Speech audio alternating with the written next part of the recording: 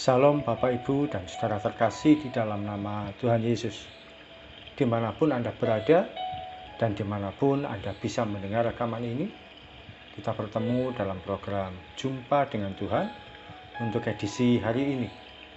Sebagai dasar perkenalan firman Tuhan, saya akan bacakan dari Yesaya pasal 36 ayat 21. Firman Tuhan berkata, "Tetapi orang berdiam diri dan tidak menjawab dia sepatah kata pun. Sebab ada perintah raja, bunyinya, jangan kamu menjawab dia."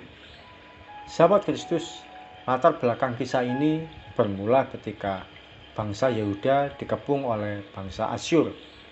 Bangsa Yehuda dipimpin oleh Raja Hizkia.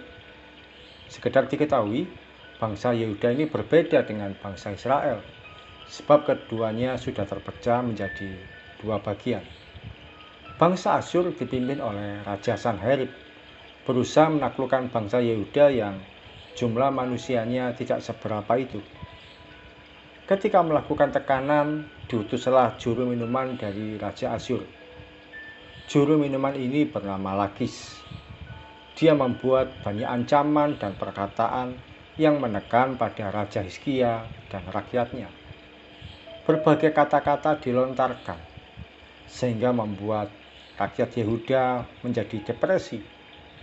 Namun menarik sekali, Raja Hizkia justru mengeluarkan perintah yang unik. Perintah tersebut yaitu supaya rakyat Yehuda tidak usah menjawab perkataan juru minuman agung itu sepatah kata pun. Mereka harus diam saja saat berbagai kata-kata ancaman itu diberikan.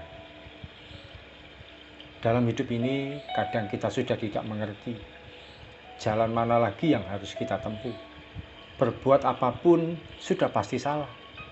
Namun tanpa bisa dihindari, serangan datang dari segala penjuru. Serangan berupa makian, hinaan, cemoohan, bahkan fitnahan menyerang kita tanpa ada kesempatan untuk kita bisa membela diri. Mau membela diri juga percuma. Setiap kalimat kita seakan tidak ada artinya lagi. Dalam situasi yang demikian, lebih baik kita ambil jurus yang satu ini, yaitu berdiam diri. Orang yang berdiam diri kelihatannya seperti seorang yang bodoh, tidak berdaya, dan tidak bisa berbuat apa-apa. Namun orang yang berdiam diri, dia sebenarnya sedang mengumpulkan kekuatannya untuk tidak respon secara salah. Orang yang berdiam diri sedang membangun imannya untuk tetap tenang dan tidak tergoyahkan. Orang yang berdiam diri akan tahu bahwa dia pasti bisa menyelesaikan permasalahan hidupnya, bukan dengan caranya sendiri, tapi dengan caranya Tuhan. Orang yang berdiam diri, dia lebih mementingkan hikmat Tuhan bekerja di dalam dia daripada sekedar emosi belaka. Berdiam diri di sini bukan berarti pasif atau masa bodoh. Namun dia tidak tahu lagi harus berbicara apa. Dia hanya bisa menyerahkan pada Tuhan saja untuk menolong dirinya. Ada banyak orang ketika dalam masalah dan kesesakan yang dihadapi, dia tidak tahu harus berdoa apa lagi. Saat itulah kita perlu berdiam diri di hadapan Tuhan. Kita serahkan pada Tuhan. Apapun yang Tuhan mau perbuat, silakan. Sahabat Kristus, orang yang berdiam diri, bisa jadi dia tidak tahu hasil akhirnya bagaimana. Namun dia percaya Tuhan yang dia sembah pasti menolong dia, entah bagaimana dan kapan waktunya. Ketika berdiam diri itulah sebenarnya kita sedang menyusun kekuatan melalui doa. Kita menutup mulut namun menjerit dalam hati. Jeritan dalam hati dengan suara yang diam itulah yang akan menggerakkan kerajaan surga untuk menyediakan pertolongan tanpa pernah kita duga. Ketika kita berdiam, percayalah, Tuhan Yesus akan bergerak bagi kita. Mari kita datang pada Tuhan. Tuhan Yesus, firman-Mu sudah kami terima pada pagi hari ini. Dan kami bersyukur boleh menerima firman Tuhan pada pagi hari ini.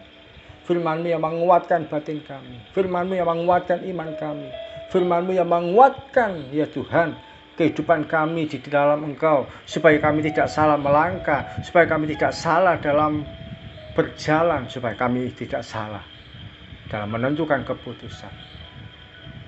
Kami mau belajar untuk berdiam diri di hadapan Tuhan, supaya kami tidak keliru dalam bersikap, supaya iman kami tetap kuat di dalam Engkau, bukan sekedar emosi belaka. Dan kami percaya ketika kami berdiam diri, Engkau sudah menyediakan pertolongan bagi kami. Engkau sudah pasti menyediakan perlindungan bagi kami. Engkau sudah pasti menyediakan segala hal yang kami butuhkan. Karena kami juga tidak tahu harus berdoa yang bagaimana lagi. Namun kami percaya Tuhan yang kami sembah di dalam nama Yesus pasti mendengar jeritan hati kami yang tak terkatakan oleh mulut kami. Dan Engkau yang ada di sorga pasti akan turun untuk membela setiap pergumulan dan permasalahan yang anak-anak-Mu hadapi. Terima kasih Tuhan Yesus, kami akan melangkah sepanjang hari ini. Kau memberkati setiap anak-anak-Mu dalam aktivitas masing-masing.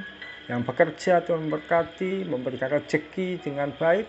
Tuhan berkati yang sekolah, memberikan hikmat untuk bisa menangkap setiap pelajaran dengan baik. Dan berkati yang melayani Engkau dimanapun dengan kesetiaan yang luar biasa dan tuntunan Tuhan yang tidak pernah berhenti. Dan memberkati sebagai ibu rumah tangga dengan kasih sayang yang dari Tuhan, membuat ibu-ibu rumah tangga ini tetap kuat, tetap sehat, sekalipun yang mereka kerjakan hanya di rumah. Terima kasih ya Tuhan. Di dalam satu nama Tuhan Yesus Kristus kami berdoa dan mengucap syukur. Amin. Selamat menjadi pribadi yang kuat, yang tak tergoyahkan, dan yang berjalan di dalam langkah yang benar, sekalipun kita berdiam diri, tidak meladeni setiap perkataan yang salah. Salam dari saya Yogi Raharjo dari Mezbah Ministry. Tetap setia sampai garis akhir. Tuhan Yesus memberkati.